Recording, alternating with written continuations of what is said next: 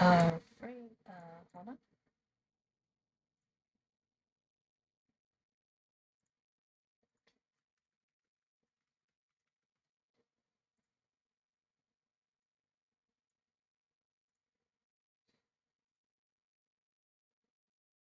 Let's start letting people in.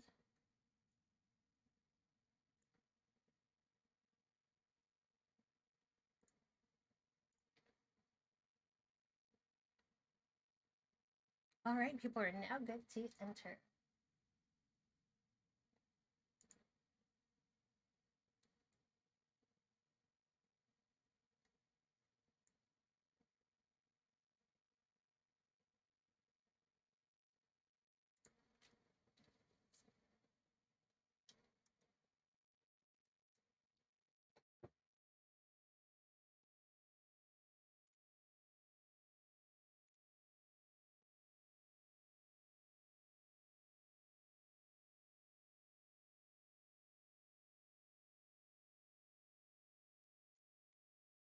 Good morning and good evening, everybody. Let's give it a minute so that the room can fill up and then we can start.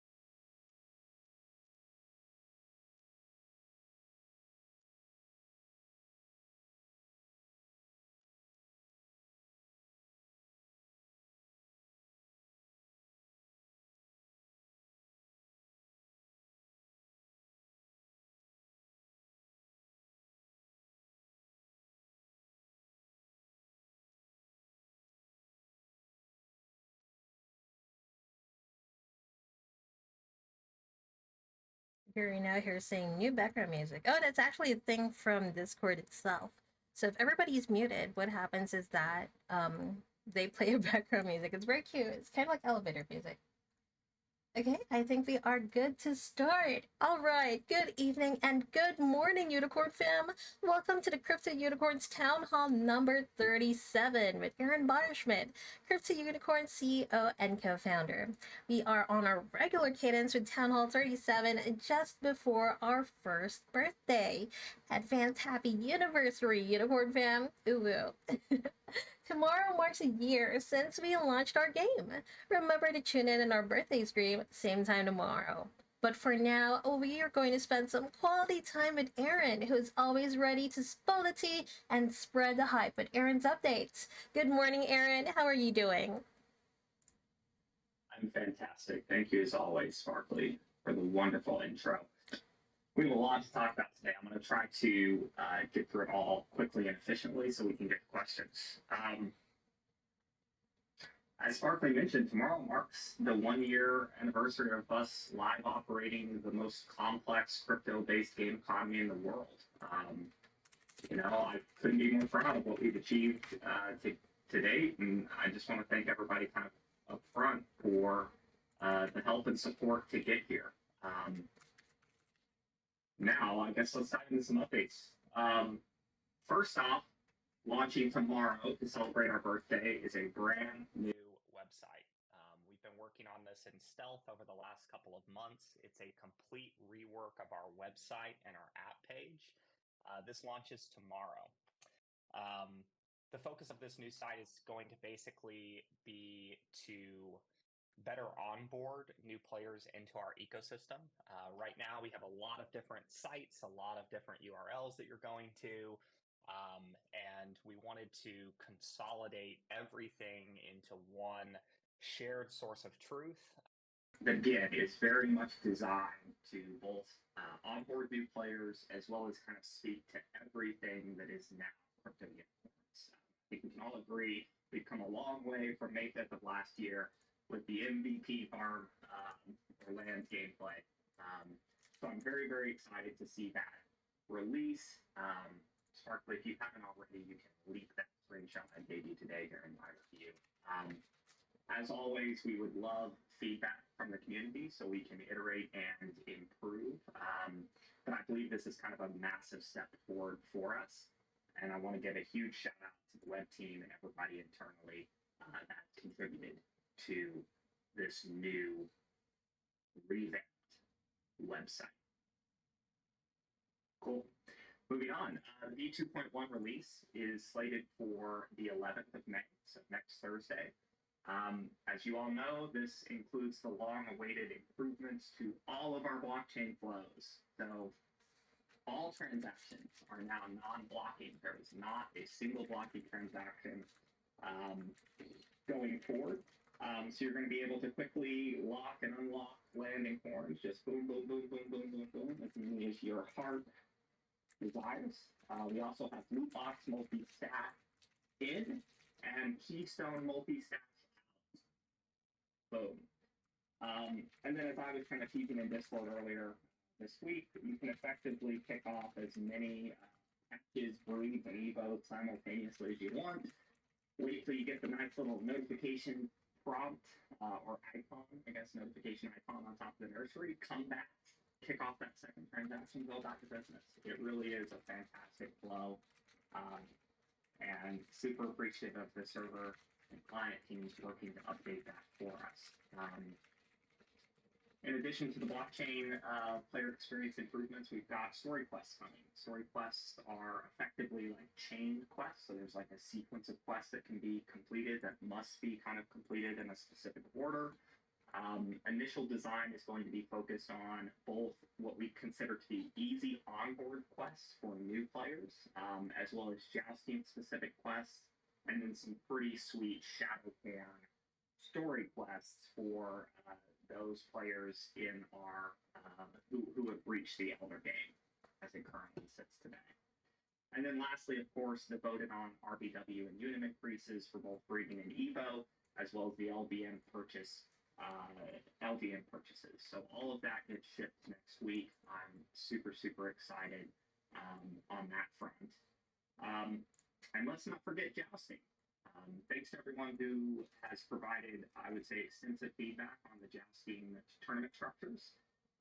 With this update, we'll be pushing forward a pretty drastic revamp, both to the entry fees as well as the reward structures. The TLDR is if you're not jousting every day, you're literally missing out on rewards. So you ask for it, you get it. In addition to the entry fee and reward structure changes, there's going to be 3 new tournament types: scrimmage, skirmish, and parlay. Scrimmage tournaments will be kind of our version of the free roll tournament idea. It's only going to cost 1 beginner ticket to join, no RBW. We know many of you are sitting on a lot of those tickets, so here's your free play. No matter where you place in the scrimmage tournaments, you're going to receive an amount of RBW with the top prize taking over 100. So again, if you are not jousting every single day after this, you're literally missing out on rewards. The restriction in the scrimmage tournaments is going to be set to 300 to mitigate the potential for veteran points. There are other tournaments for the high stack points. Then in addition to scrimmage, we have skirmish and parlay tournaments. Both of these will require Unum and will pay out Unum instead of RBW. And they're going to only be 8 and 4 corn tournaments, respectively. These tournaments are meant to be quick fill for players that have limited time to spare and want to see their corns joust. You're not really having to wait a very long time on these to fill. So those are the 3 new tournament types, along with changes to some of the existing tournament types. I'm pretty excited about them. Obviously, the balancing changes and the data around that we've already released. It's made the gameplay much fairer across all classes, and these new tournament structures, I think, double down on this. The idea here is jousting now becomes a thing that all of you are literally missing out if you don't put a few corns in every damn day. And that will add economic depth because now there's a reason to be sinking tickets. There's a reason to be sinking these potions. And then eventually, as we drain the balances on those, you'll start to have a reason to craft them, etc. So it's very much leaning into jousting being something that adds economic depth to the system, while still rewarding those who have been maximally playing the breeding game, right? Like to date, we've certainly been rewarding the players who've done that. And we're not taking that away with these changes, but all the complaints around lower risk tournaments are certainly getting addressed here with this update. So we're going to very closely monitor the data coming off the back of this update. If it proves successful, we'll begin moving forward with our plans for the Grand Jousting Tournament. We're planning some pretty epic prizes for that one. Stay tuned. We're going to be doing a few polls to kind of gauge what the community wants to see out of kind of a list of those prizes. But I think it'll be both pretty exciting and also a way for us to kind of market our game in the general space, maybe attract the attention of some of the profile pick projects. And I'll leave it at that. Okay, that's V2.1. I hope that's enough for y'all. The V2.2 release, which is already in progress by some of the team, will be focused on native delegation and the jousting ELO scores, which we've mentioned many times, as well as continued user experience and UI updates. The focus of those is going to be the nursery, where we'll begin to surface gene info inside of the game itself. Like, yes, Haku has been a wonderful partner on surfacing that data for us. Obviously, the Breeder DAO tool exists now. We're not going to completely get the functionality of the Breeder DAO tool. I don't really want to do that because we have that tool now. But it will give you a lot more information inside of the game itself so you can make better decisions around breeding. Sweet. Next, Shadowcorns and Tribes roadmap. Sparkly, if you wouldn't mind sharing that deck again for anyone that hasn't seen that deck, please check it out. Gotcha. So all the juicy details on both Shadowcorns and kind of the Tribes long-term roadmaps.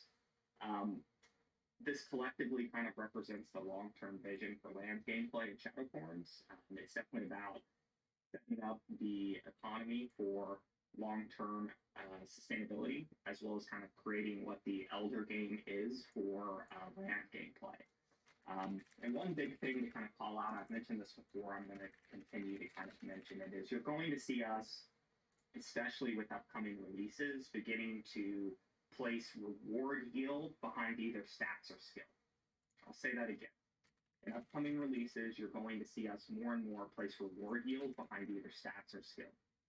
Anyone expecting zero risk for reward, going to be sorely disappointed. Next, I want to talk about bots. To date, what I'll say is we've tolerated the few we know are spoofing. You're going to see us take I'll just say you're going to see us take steps in the near future to ban these bots. Be on the lookout for our official bot policy, which we plan to memorialize via a governance vote. After that governance vote, anyone found economically exploiting the game will find themselves banned. And at the mercy of DAO governance, you have been warned. We've been watching all of you for a while, and you have been warned. Next, let's talk about Marketplace. Over the short term, we're going to be doing a big push to Haku. I am 1000% done with OpenSea forever. The experience on Haku is so much better. They actually surface the relevant data that you need to make the best choices in your purchases. This push is going to involve us removing all the OpenSea links from our site, pointing everybody at Haku, as well as running a campaign, which Andrew, I think, will be talking to you all about tomorrow, around effectively flipping and moving liquidity over to Haku. So there'll be some incentives and bonuses for players that have been listing coins in the marketplace to move them from OpenSea to Haku. Additionally, we've been evaluating a market maker. They're called Gecko. This is not like a jump crypto or a winter mute. In this case, really what they're providing is a market making tool, and we being the treasury, would be the ones providing the liquidity. So it's a software as a service subscription fee to leverage this tool. And the idea would be to push liquidity to Haku but also make sure if somebody happens to search us on OpenSea or even marketplaces like Magic Eden, that the prices, there's no delta or arbitrage opportunity between the prices on these different marketplaces.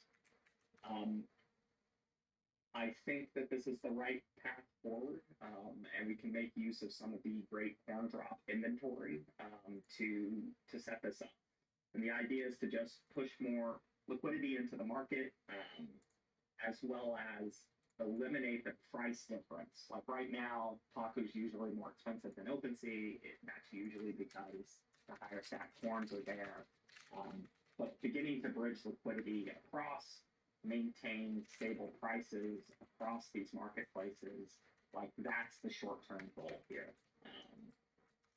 Midterm, we've actually been working on a custom marketplace. Um, Ultimately, the advantage here is direct listings, less fees, as well as aggregating listings from all the marketplaces. Couple this with custom UI and options to create things like bundles to make early purchases easier for players, incorporating things like credit card purchases and things of that nature. Over the midterm, the plan is to lean in the direction of a custom marketplace. I think that is the best thing for us. And the advantage of kind of the next generation of custom marketplaces that we've been evaluating is they also aggregate liquidity. So we can really create a one-stop shop. You may in fact be purchasing something from Baku or OpenSea or Magic Eden or directly via the custom marketplace, but at the end of the day, it was all in one place. And that to me leads to the smoothest on-ramp for new players and really simplifies the process of buying into our economy.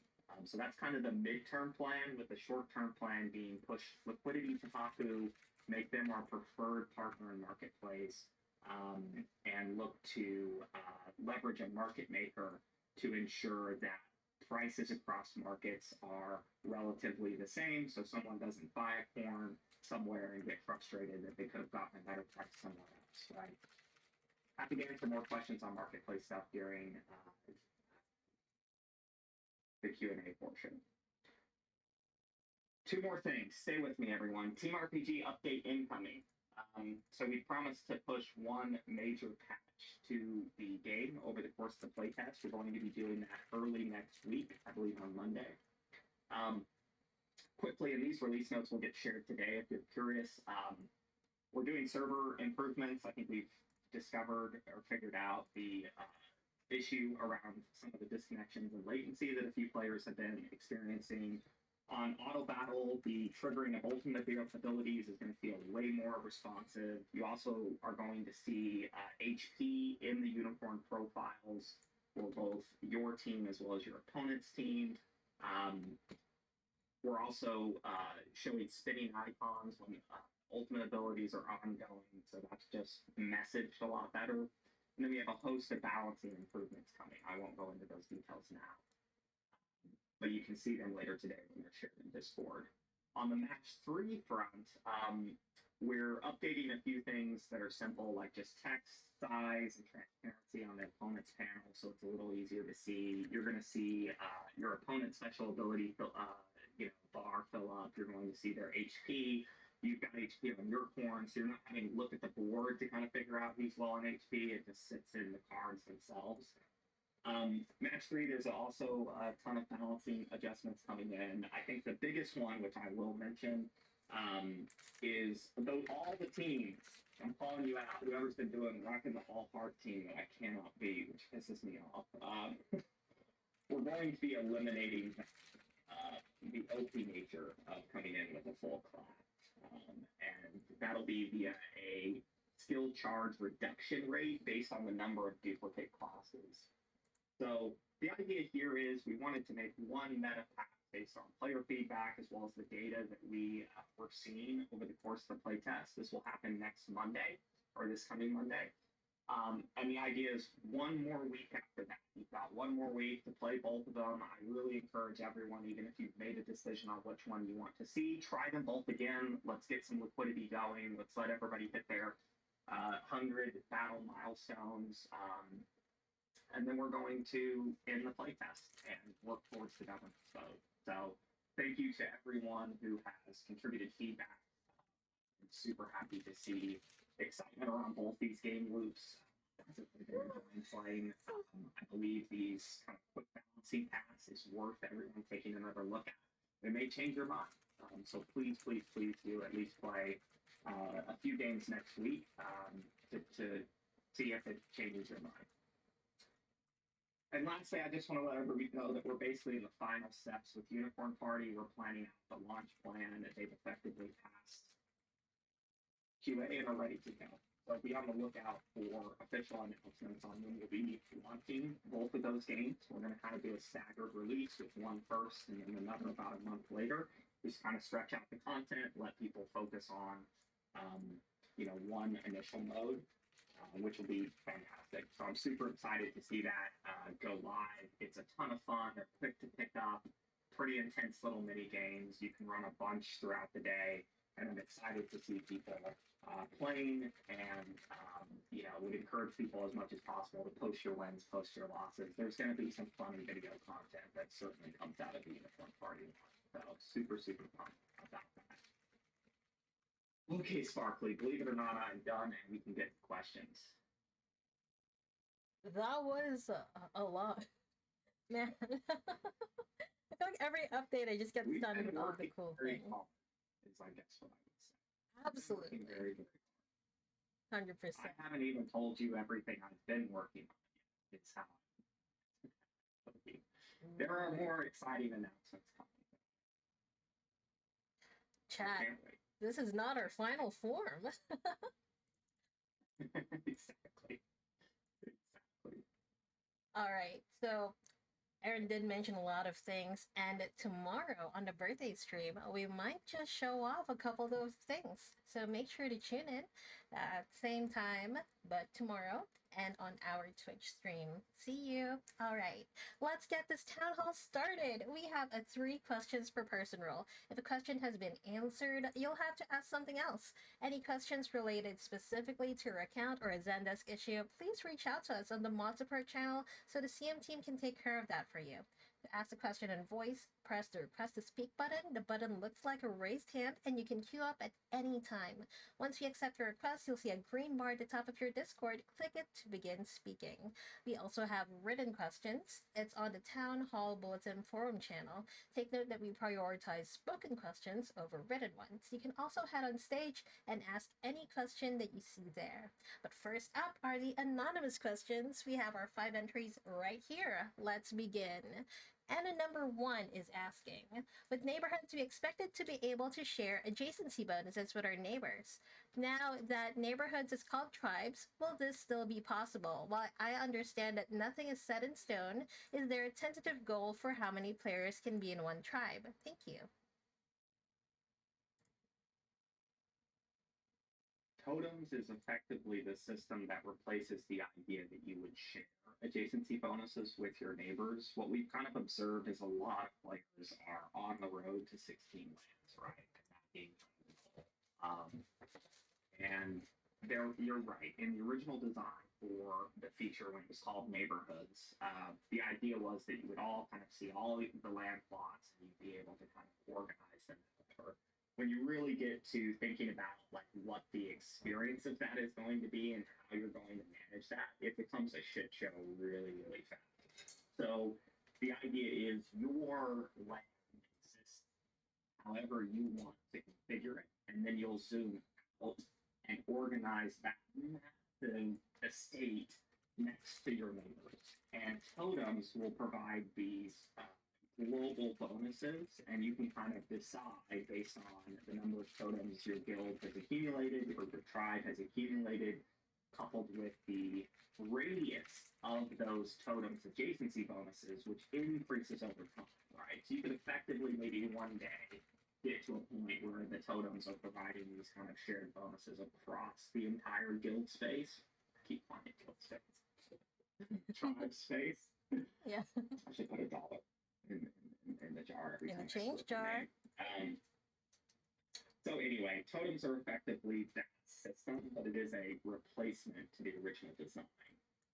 That was that I discussed when it was called Neighborhoods. Tribes has definitely changed a lot. You know, Neighborhoods was very much just more of like trying to be a social feature, like, hey, let's just farm together. And Tribes is way more about, you know, conflict and empire building and like, you know, pushing us way more in what we've been saying, kind of this 4X light direction with it. And I think it's going to be a much more exciting and kind of compelling feature generally than what Neighborhoods was supposed to be. Great question, and I appreciate that being asked, so I could clarify. All right. Thank you so much, Anna number one. Now we have Anna number two. Polygon POS has been struggling a lot for a few months now, and this leads to a subpar user experience for users. What are your thoughts on moving to an L2, like Arbitrum or Optimism? Anytime we ever really sit down and try and consider that, it's a mess. Yes, we could pause the ERC 721, the NFT contracts, migrate those contracts, do a bridge migration as we've seen like other projects do. The real challenge is all the ERC 20 tokens, RBW in particular, right? Like how do we migrate the liquidity pools? How do we set all of that up? So it is not this thing that's like super, super easy. And yeah, Pirate Nations did it, but all they had was 721, right? So at any time we've really sat down and seriously considered that, it's a massive migration. And I'll say this: I'm willing to take the bet that Polygon improves over the course of this year based on the conversations that I've had with Matthew Rossi, their head of product, and you can see some of this in the forum. I think Sam. Oh, hey Sam, Sam's here. So Sam posted this recently. I forget what channel. And I would encourage people to go and look at the Polygon forum and look at the improvements that they have in place. I think they're moving in the right direction. We already saw in January that like, well, we're certainly seeing less reorgs. It didn't solve gas spikiness. I think that's really where the complaint is here, is gas spikiness. I'm pretty confident that we're in the right place and we're just going to have to kind of wait out some of these protocol level upgrades. On that note as well, we finally got clarity on where we sit in the damn validator. And we're eighth. We're eighth in line for a Polygon proof of stake validator. There's 3 or 4 that should be coming, that should be rotating. So we should move up pretty quickly to 3rd or 4th in line for our validator as well. Once we have a validator, there's some really interesting things that we can start doing by like submitting transactions directly to our validator and things, knowing that they will get eventually added. And so there's some really compelling stuff that we can do there, assuming that that does come through as promised. So generally, and this is where I'm willing to take a bet, I believe they're on the right to improve the things that happen now. And faced with the intensity and challenge of getting a migration done right, I'm willing to kind of wait it out for a bit. Good question. There you heard it, folks. Polygon Validator. Ooh, hype. Okay, thank you, Anna number 2. And next we have Anna number 3. Hello, an upcoming feature that I'm really excited about is having a username tagged to each wallet. Then it'll be more fun and meaningful to see who's on the leaderboard, and it will also help creators with their own branding. In the past, you've mentioned integrating Lens to some extent, but that seems a bit far off. Is there any ability to implement a short-term fix and prioritize this request, or do you feel like it's better to wait? Any general ETA is appreciated. Yeah, we've been talking a lot about this internally. You will see tomorrow when the new website is demoed. That little teaser shot is just a small component of what that website is. That's been the focus of the web team. They're about to ship that tomorrow, and then Lens Protocol is kind of pretty high up on the list. I don't know if it is absolutely the next thing they're going to be working on, but it's near the top. And so what you'll see is Lens handles on our web leaderboards first. Over the longer term, you'll start to see them in game. Ultimately, it makes sense to put them in the actual game, probably around the time of Tribes, but we'll see if we can get it in earlier. Certainly with respect to the leaderboard feature itself, the leaderboards that we currently have, that's where you'll first see that integration. And anyone inside of our community that doesn't have a lens handle, we're communicating with that team to get another snapshot done such that you'll be able to go and get another lens handle.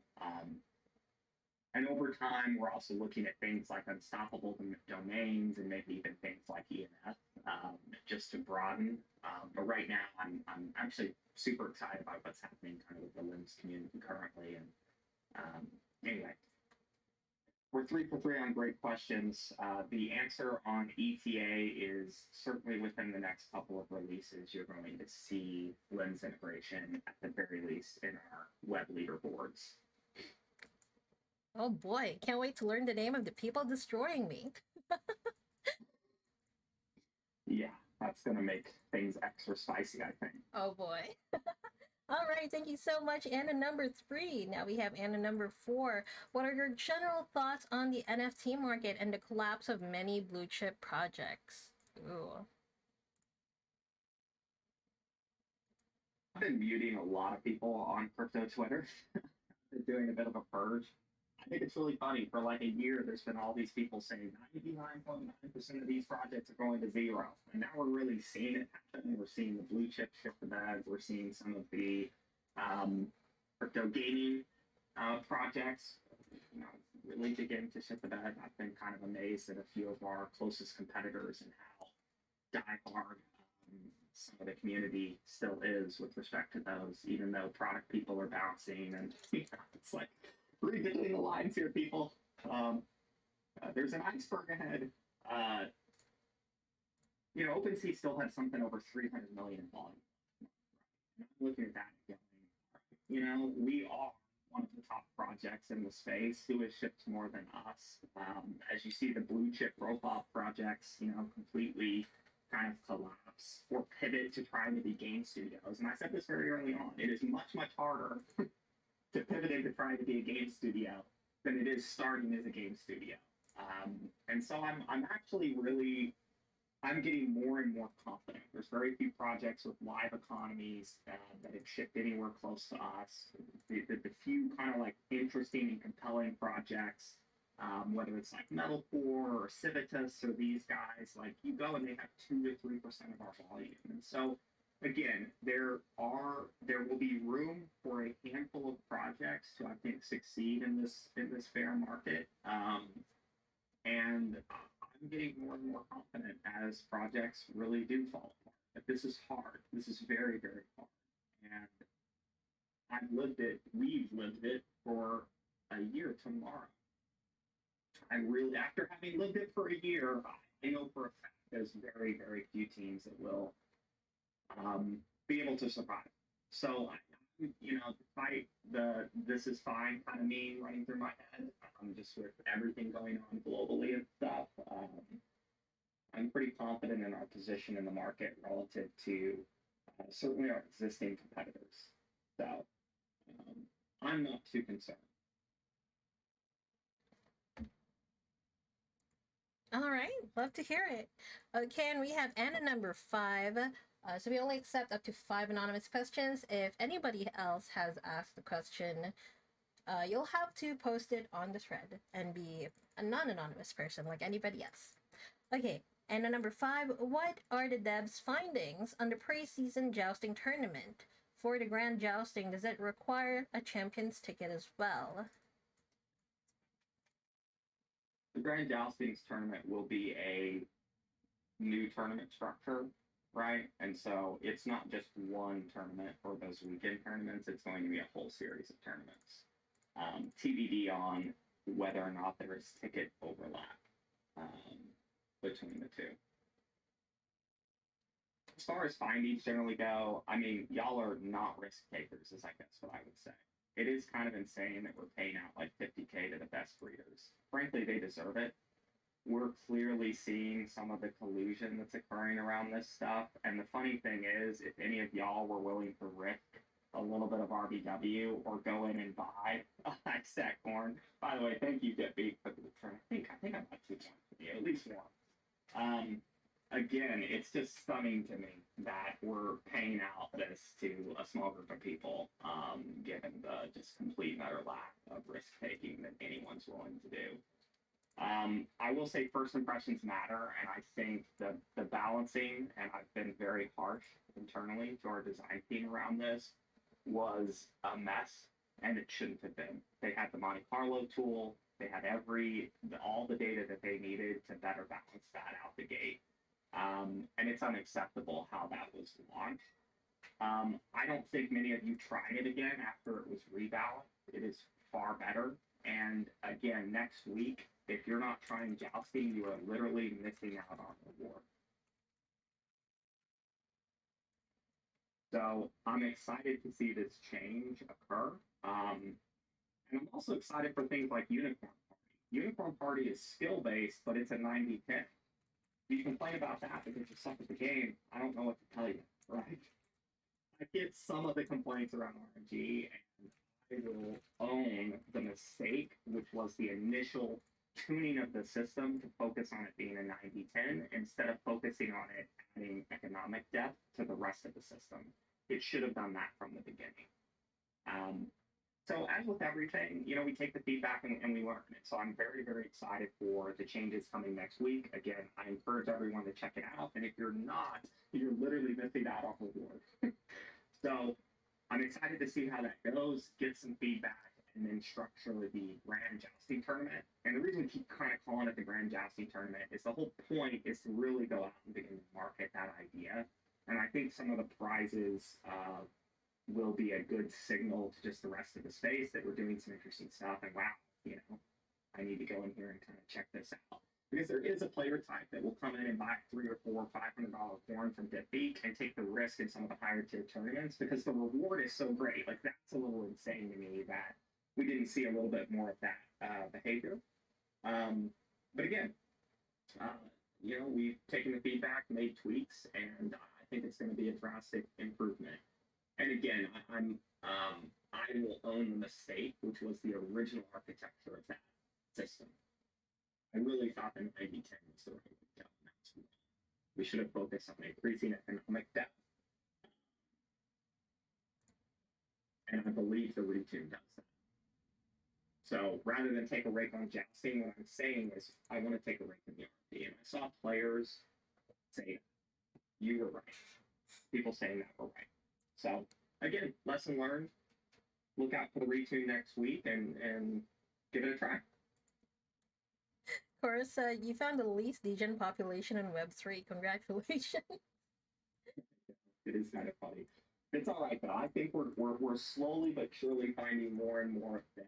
We need a balanced ball player types. We need a balanced ball player types. We've always needed that. Definitely. I think we're on the path to that. Mm-hmm. Oh, by the way, I heard a rumor that for people looking for a jousting unicorn, I don't know. I feel like watching that stream for a birthday tomorrow is it'll open up a couple doors, you know. And here's Yuri requesting to speak. Yes. Yes. Hey guys, so apologies, I'm on mobile, but I just wanted to chime in real quick. A couple observations. I've been talking to different guilds recently, and it's kind of stunning to me, like Aaron said, how deep the economics of the unicorns is. They're playing music right behind me. I apologize. But it's almost like it's so deep that the guilds don't even realize. I see people that own assets, and I tell them it's a play to earn game, and they go, "Oh, really? Well, how do I earn?" It's like, well, you gotta get past the first couple loops, but you always have the opportunity to sell seeds or things to be harvest to the Rainbow Marketplace and then cash out. And it's like I'm starting to educate people almost on their own assets that they could be earning with them. And that was a big surprise to me. So I've noticed a lot of our community members speaking up more on Twitter and sharing, hey, look, I hit the jackpot. Hey, look at this awesome thing that I bred. The more of that we can do as a community, the better, because I think one of the gaps is like people just don't realize how deep our economy is. Like people associate play to earn with crash and burn, and we've actually found a somewhat kind of stable pace here that's primed for growth. And I think we just need to convince people that can still exist. That play to earn isn't totally dead. So anyway, I appreciate that dialogue, and it's like the more we can spread, the more we bring new folks in, and ultimately those are new customers for us, right? Those people that have to buy unicorns from existing holders. So yeah, I appreciate everybody that's been joining in on the social media stuff. I think we're going to find more ways to help amplify. And when you have a big win and you want to share it with the community, a place where we can do that, so you can find it and amplify and all that kind of stuff. Just wanted to chime in with that. I appreciate that. It's a good thing to highlight, and I just double down on the idea of like lean into the complexity of our game. This is kind of me speaking to everyone here. As you're talking to people about the game, lean into its complexity and point out that the economic complexity of the game is what leads to sustainability in this space, right? And I've been calling it like Eve with unicorns. And it's one of those things of like, yeah, you know, all the games that fell apart because it was come in, click buttons, reward, move on, failed for that reason, right? So don't let people point or blame complexity as our failure. Complexity is our, I think, secret sauce here. So helping guide people through that early experience, things like story quests, which I mentioned earlier, are going to give just a more clear appointment mechanic for people to come back, grind out rewards, get their land. At least in the early levels, leveled up relatively quickly. We've got a lot of things coming that are going to both smooth out that on ramp, but we're never going to completely remove the complexity that leads to sustainability. So, great point to make. All righty, Sparkly. All right. Hey, we have Rubik coming in to speak. Hey, where'd you go? Oh, there you go. Hey. Hello, Hello. can you hear me? Yes, we can. Hey, how's it going? We're going. We're doing great. I'm doing fantastic. You about to have a birthday. Yeah, May the fourth be with you today. True, yes. May the fourth be with you as well. So, yeah. It's a revenge of the Sith here in Australia just gone out. Well, I don't know what to ask. I did have a comment. See what you think. Like with that jousting stuff, what like with the unicorn, some people being such good breeders and getting like I've heard corns at 2200 stats, and I think my highest one's got 1500 or something like that, 1400. It just feels like way too bridge a gap to bridge. Like for me, like I just couldn't be bothered having to deal with it, so I just completely ignored jousting. Do you think that was a mistake and releasing jousting when there's already that massive gap, when it would have been better to release it and have everyone on equal playing field and say go? You're never going to have an equal playing field when that's at that level, but we should have had tournaments that gave you an opportunity to try jousting without getting griefed. That was a mistake. That has changed now. And with the rebalance, coupled with the new tournament structure next week, we're effectively giving you that opportunity. Now, if you want to be in the best tournament and have the best thing and get the crazy reward we're going to put in the Grand Jousting tournament, like you need to be breeding, right? Like it all does come back at the end of the day to like the breeding game is the root of the economy. It is the deepest sink, and with the tools like from Breeder DAO, with Aku displaying the information that you need, it certainly got a lot easier to like make correct choices, I guess I would say, on the breeding game. But if you're like, hey, that's not for me, the hope is next week, Rubik, that you are going to have an opportunity to grind out jousting in some of the lower tier tournaments where you've got a shot, right? And that part is important. We want tournaments filling quickly. We want people playing tournaments every day. The scrimmages that are free play, the parlay tournaments that only cost UNM, those things are going to be where you should next week have a real shot, even at the stats you mentioned. But I don't want to mitigate the people who have been winning at the breeding game, right? And everybody can say, like, again, every game loop is different. Jousting is the closest to RNG. Any of the loops. Unicorn Party will be pure skill coming here soon. Rainbow Rumble, pure skill. Later this year. Team RPG is obviously, I think, a pretty compelling mix of stats and skill for a prototype, right? So it's all about a different mix of things. And I think the mistake that we made was trying to extract a rate from jousting, which made it much more of a negative experience for everyone. And that was the mistake. We should have really built it from the beginning to add economic depth to the game. And to do that, you need an incentive for everyone across the board to be playing jousting, no matter the stats you're making. Yeah, I don't hold it against the guys that have put the effort in. They've spent a lot of money as well to get their cores up to that high. That just happened overnight with no investment. For sure, they would have to buy stuff to invest in the game. So yeah, we always going to go up there For sure. and like that's hats off to them for putting the effort in and doing that and learning it. And they've taught me how to breed. So I definitely don't hold that against them at all. So it was more about the overall.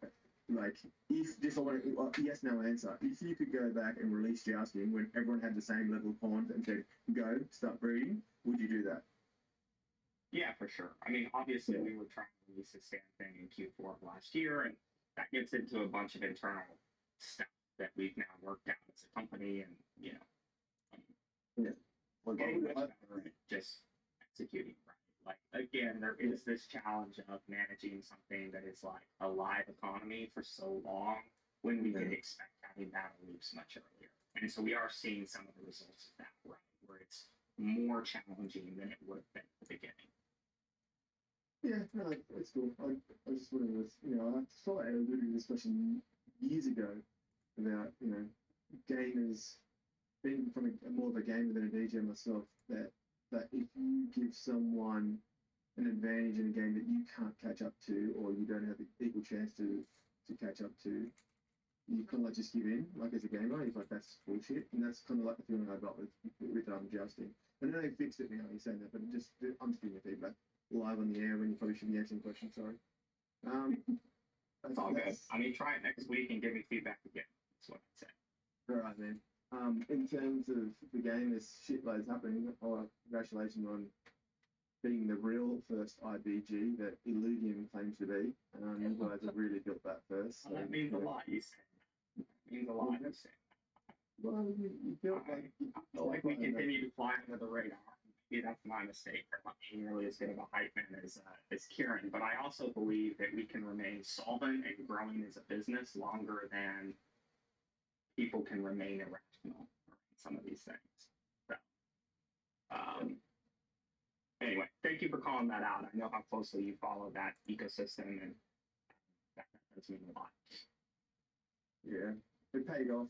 It's actually a suggestion as well. Is like immutable starting an advocate program, which I've been accepted into, and there's incentives to educate. So that's why you're seeing a lot more of my education pieces on Twitter. I highly recommend stuff like that in your empower your community and get them to educate more and reward them for it. Because I can see that program now. The one and only Ziordi is working on something on that front, and you actually reminded me we're integrating an affiliate program as well and a referral program. So the long requested referral program is coming. I can't remember if the SDK is getting integrated to the website with this release or next, but very soon we're going to finally have that. And yeah, we are looking at doubling down on content creator programs such that you're getting rewarded for going out and being an evangelist. That's a really powerful tool this space gives us, and it's something that we were kind of waiting on this new website and new funnel, before we really pushed on it. And now that that's going live, yeah, definitely going to be seeing some stuff on that front soon, and would love feedback on it. Yeah, well, feedback is Illist, Kaiser, Nolan, and Floats are your most valuable players. If you ask me, I look forward to their posts every day and read their posts fully to see, I'm the player. So, they just create art. They create really nice graphics and just entice people and show people why they should be playing. I'd say maybe should be rewarded if people are chosen to be done. And finally, in progress and more stuff. If you choose to go to an optimistic roll-up, just give up now, mate. Whoever suggested going to optimism or arbitrum should be shot. That's ridiculous. ZK, mate, ZK is the only way to go. Even though Arbitrum has admitted defeat and changing to ZK in the future, I'm giving them to 2040 to do it. But ZK is not saying immutable, probably not right for your game. Yeah. Just I would agree with the ZK being the future of the space. So yeah. I would agree with that for sure. Thanks, Rubik. Appreciate it, man. All right, always nice having Rubik here. Next up, we have the Truth requesting to speak. All right, there you go. Time check, we have 9 minutes until the end of the hour. Hey, Hey, how's it going? Can you guys hear me all right? we can hear you. We can. Thanks for having me up. Appreciated all of the kind of fine-tuning things for all of the games. I haven't gotten back into jousting. That was my one gripe, was that even those who, just had regular corns, they should feel like they could still participate, even if it wasn't, 50-50, they would win or lose, that they could at least participate. So I'm glad to hear that that may be coming shortly. My It question really is, should be next week with the scrimmage and the parlays for sure. For Cool. sure. Very cool.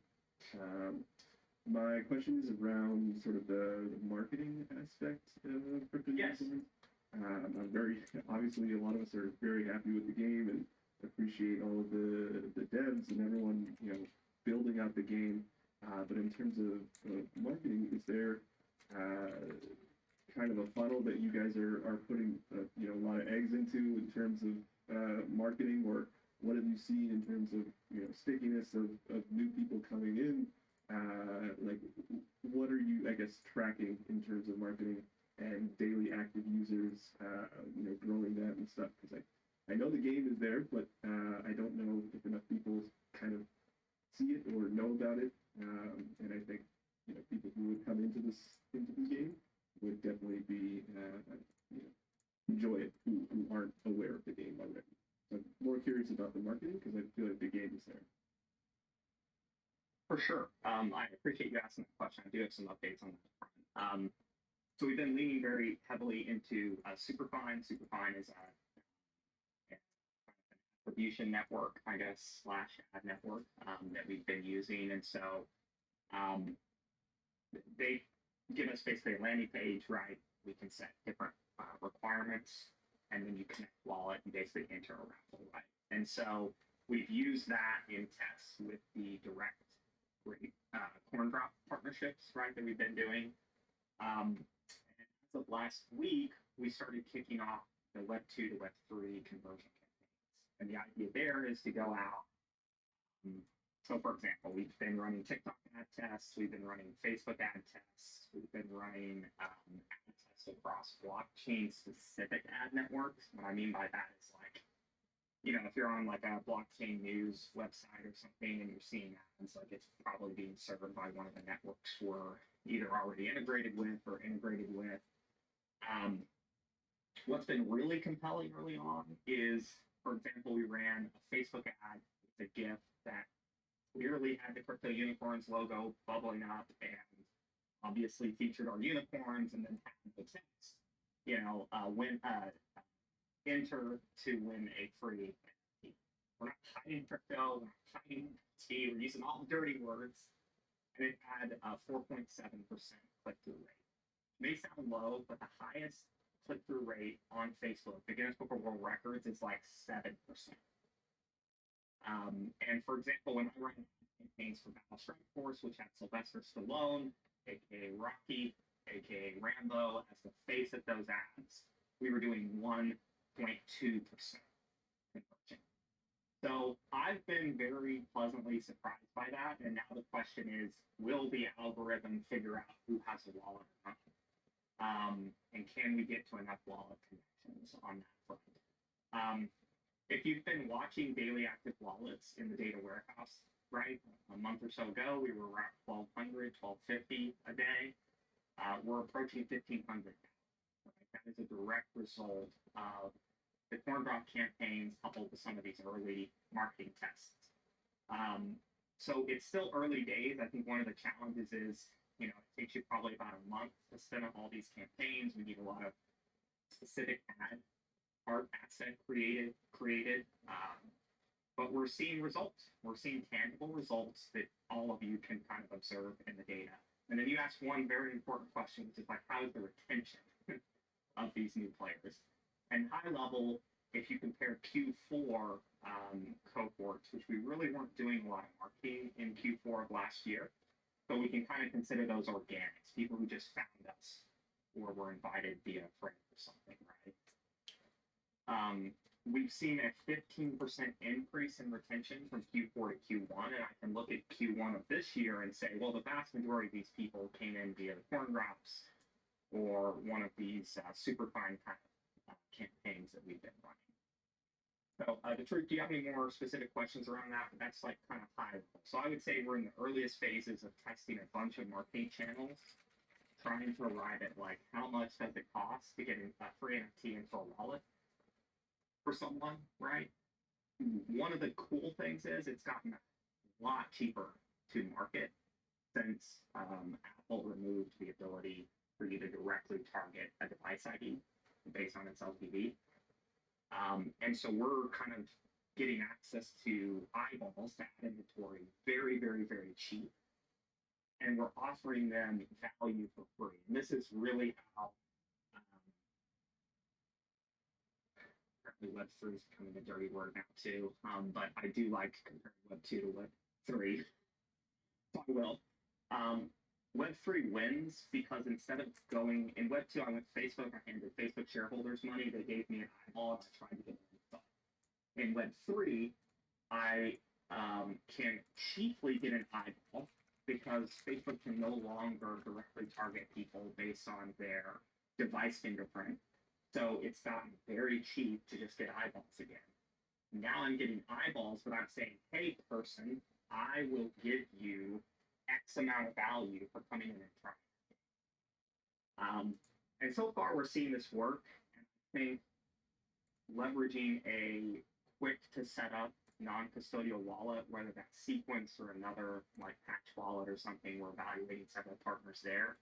That will help us get to people who don't have a wallet yet, don't want to go through a MetaMask setup, because you can just sign in with Facebook and have a non-custodial wallet, or sign in with Twitter, sign in with Google, sign in with GitHub.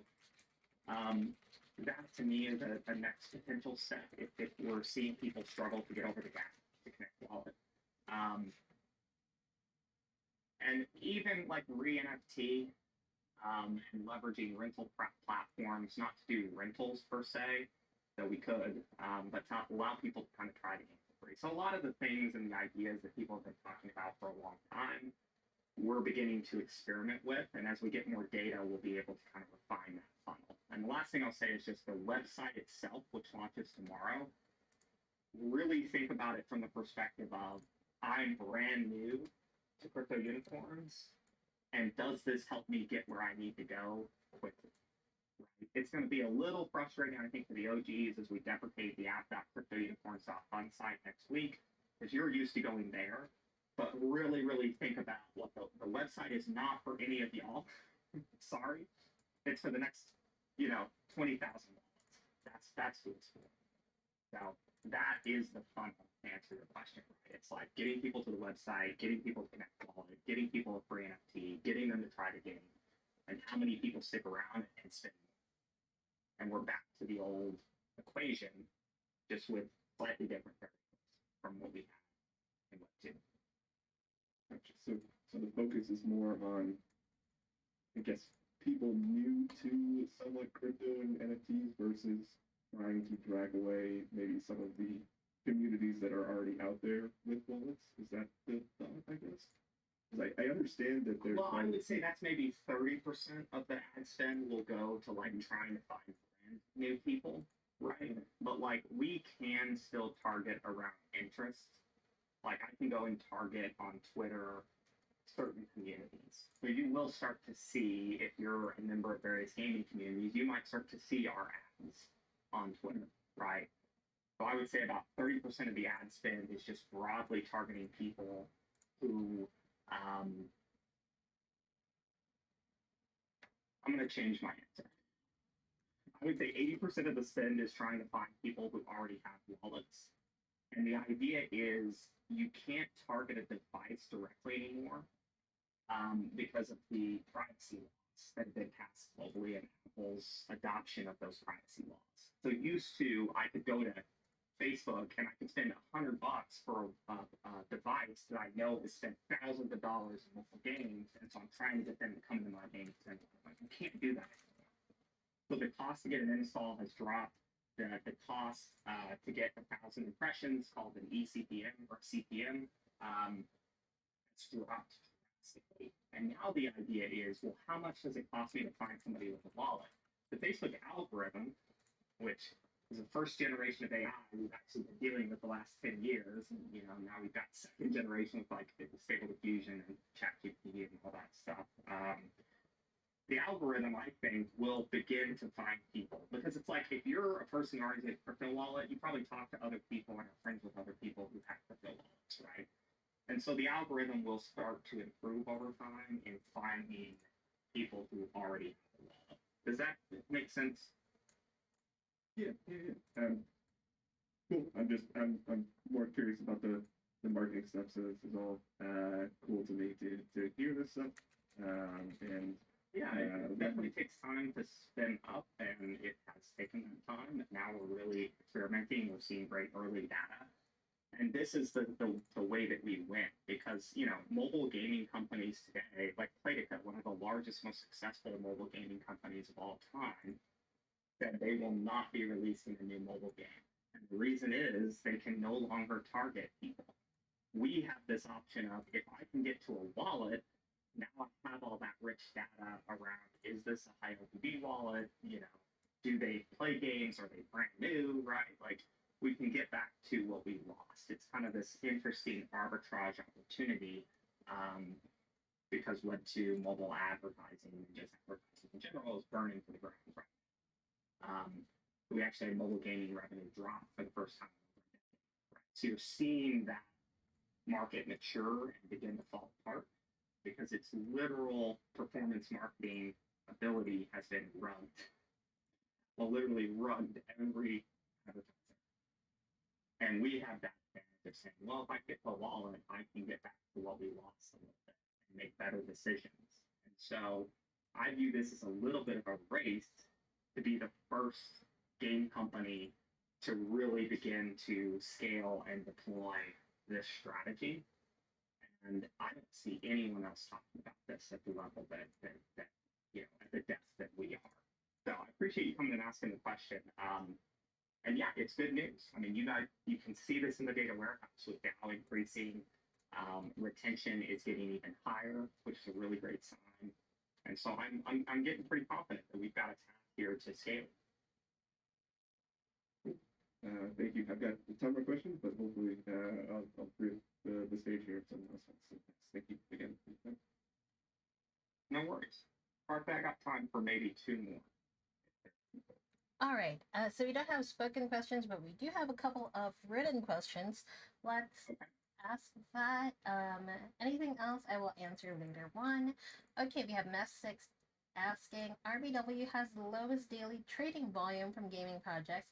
As you said before, daily volume is important to be listed on a central exchange. I know LG focuses on developing the game, but this is the crypto world and marketing is very important. Do you have a plan to increase the daily RBW volume? I do. I do. It's in process. I can't say any more than that. All right. But I will say one thing. I recognize when you go to CoinGecko or CoinMarketCap, click on gaming, go through that list, and you scroll all the way down to CRBW, and you look at all the bullshit tokens above us, all the games that either haven't shipped, don't have live economies, have shipped but have like less players than we do. I recognize that that is the one leaderboard that I have not focused on to date. Everything takes time. It started at the beginning of this year. I am very much working towards catalyzing that. So it's not something I'm ignoring. be flippant in response, but it's also, I can't give details right now. So, but it is my primary focus now that marketing is really staying. All right. Okay. And the last question is also a marketing question. Uh, we'll see you use awareness marketing. The biggest risk for CU right now is potential players don't even know we exist. What is the question? We'll see you be using awareness marketing. We kind of are. I think with these questions, it's we are. important. I would point them that's a real nice step that Christina put together, right? We are doing Yes. awareness marketing. So, yeah, if there's a specific suggestion on something we aren't doing, I'm all ears. Yeah, exactly. So every month, actually, we do have some notes from Christina, our marketing head. It's going to be in the team notes channel under the news and updates category. And if you would like to suggest something for marketing, we also do have a marketing suggestions channel. So for everybody who's asking when marketing is happening right now, and if you have a specific marketing thing that you want to see happening, just message us. All right, that's about it. We do have a few more questions, but we're gonna run out of time. Okay, so let's call it. That concludes our town hall number 37. Any questions in the thread will be answered later. We'll see you tomorrow for our Crypto Unicorns Happy Birthday stream on Twitch. It will be hosted by none other than Zoyori with me on chat. We also have some special gifts for y'all, so make sure to come. We'll post a recording of this on our socials if you would like to give it a real listen. Don't forget to share this with your friends and fellow unicorn fam who couldn't make it. And if you have more burning questions, feel free to reach out on our support channels, the Mod Support channel and the Ask the Devs channel. This has been Sparkle Unicorn hosting co-founder and CEO Aron. Good morning, good night, and see you in game, Unicorn fam. Come to the party, please. Woo woo. All right, bye guys.